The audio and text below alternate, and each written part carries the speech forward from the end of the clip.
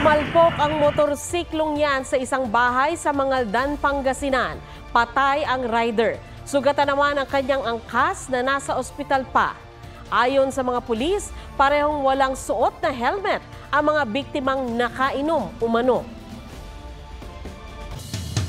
Sa laki po ng sunog sa Bacoor City, Cavite, tanaw ito hanggang Cavitex. Mahigit 800 bahay at 1,000 pamilya ang naapektuhan. Mabilis ang pagkalat ng apoy dahil sa bukod sa gawa sa light material sa mga bahay, malakas ang hangin. Pahirapan ang pagresponde dahil sa dami ng mga sumasalubong na nagsisilikas. Sa investigasyon, posibleng nag-away na mag-asawa ang nagsimula ng sunog.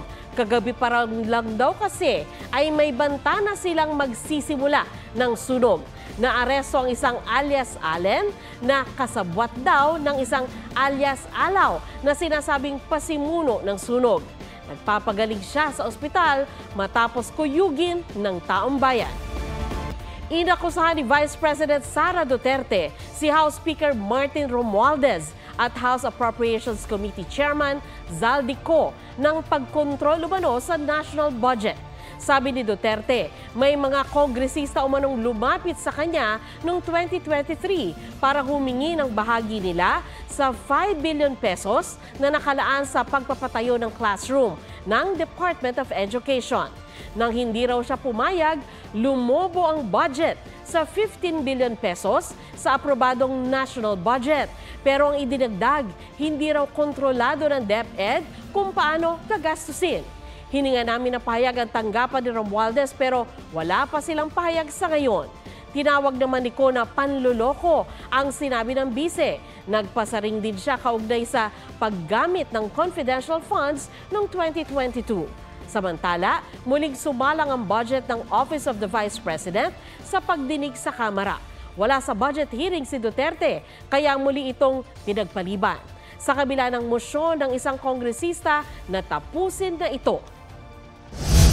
You may not like the person, you may not like her presence here, but you have to respect the office of the Vice President. Wala na dapat tanungan. Ba't ang nangyari, barrage of questions, that's why I'm asking.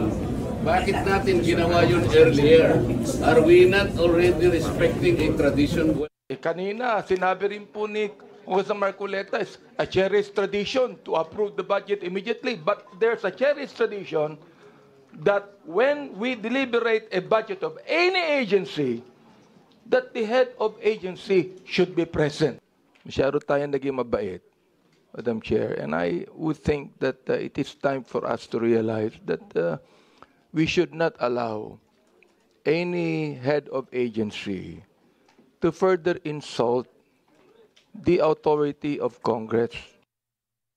Isang Chinese national na boss ng mga pogo raw ang tumulong kay dismissed Mayor Alice Guo para makapuslit palabas ng Pilipinas. Ayon yan sa isang senador, batay na rin sa isinulat na pangalan ni Guo sa pagdinig kahapon.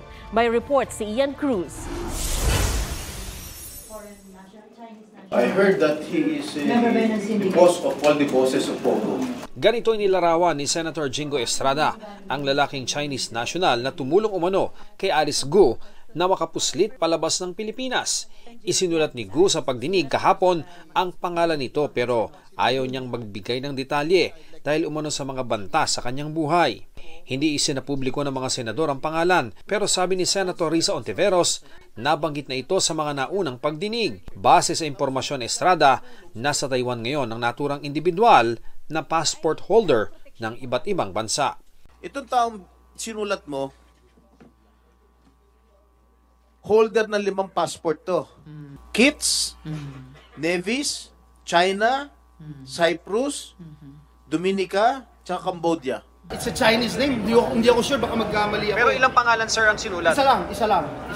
Tingin ni Estrada, kaya siguro itinaka si Alice Guo papunta sa ibang bansa, baka ikanta niya ito nag-facilitate ng kanyang pagtakas. Habang nasa Indonesia, ipinakita ng NBI ang litrato ng isang kamukha ni Guo na ayon sa NBI ay ginamit ng dating alkalde para lituhin ang mga otoridad sa paghahanap sa kanya.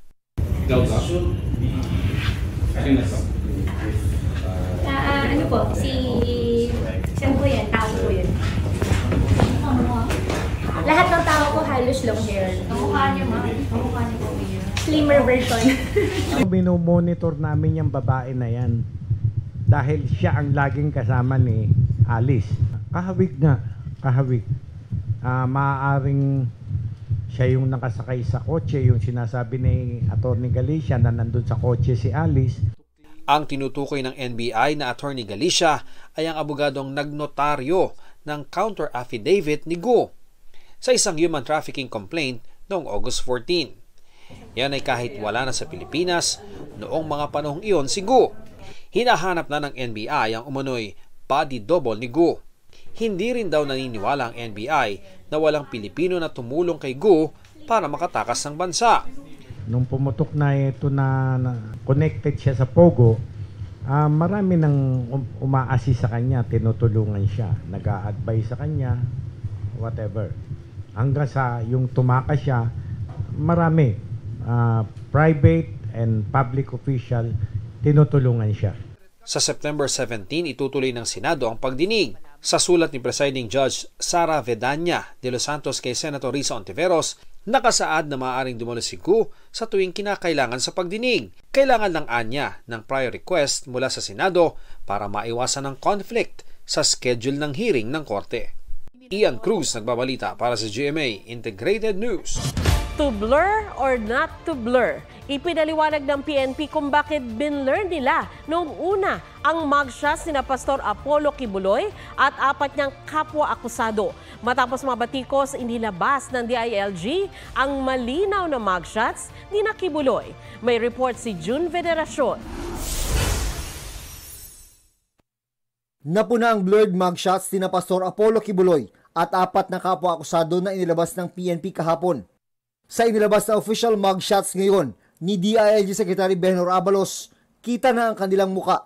Yun po yung pulisiya po ng PNP bilang pagsunod na rin po sa advisory and guidance po ng Commission on Human Rights na we should not be exposing po yung kanilang pagkakakilanlan. Yun po ang personal na request po ni Pastor Kibuloy at yung kanilang abogado po. Ang paliwanag naman kaya nakatakip ang mukha ni Kibuloy nang ipresenta sa publiko kahapon. Request ng lawyers at saka ng individual, you really cannot force them na ipakita yung kanilang mukha. I can assure you, itataya ko po yung serbisyo ko na sila po yun. Sabi ng abogado ni Kibuloy, may dalabag umanong kasunduan sa pagsuko ng pastor. Di malinaw kung ano ito, pero binanggit sa kanyang post ang salitang mugshot. Ipinalilipat ng Quezon City RTC Branch 106 sa BJMP Jail Facility sina Kibuloy at iba pang kapwa-akusado sa kasong child and sexual abuse. Pero mananatili raw sila sa PNP Custodial Facility dahil sa commitment order sa Pasig RTC Branch 159 kung saan mahinaharap silang kasong qualified human trafficking na hindi pwedeng piyansahan. We don't want to run the risk na ilipat po sila doon po sa QC po tapos mag-bail po sila at wala na pong control po doon yung PNP. Magkakahiwalay ng selda sina Kibuloy at mga kapwa-akusado at bawal silang gumamit ng gadget. Sabay naman sa Biyernes ang arraignment ni Kibuloy via video conference sa Quezon City RTC at physical appearance sa arraignment sa Pasig RTC. Pinaghahandaan man ng Davao Regional Police ang mga reklamong posibleng ihain laban sa kanila ng Kingdom of Jesus Christ kaugnay ng naging operasyon sa kanilang compound. Pinag-aaralan din daw ng Davao Regional Police ang pagsasampa ng reklamo laban sa KOJC. Sinusubukan pa namin kunin ang panig ng KOJC. Sa isang resolusyon, nanawagan naman ang Davao City Council sa Interior Department na imbestigahan ng umano'y paglabag ng pulisya sa constitutional rights ng mga miyembro ng KOJC. Wala pang pahayag ang DILG tungkol dito. June Veneracion nagbabalita para sa GMA Integrated News. Huwag magpahuli sa mga balitang dapat ninyong malaman. Mag-subscribe sa GMA Integrated News sa YouTube. Sa mga kapuso abroad, subaybayan nyo kami sa GMA Pinoy TV at sa www.gmanews.tv.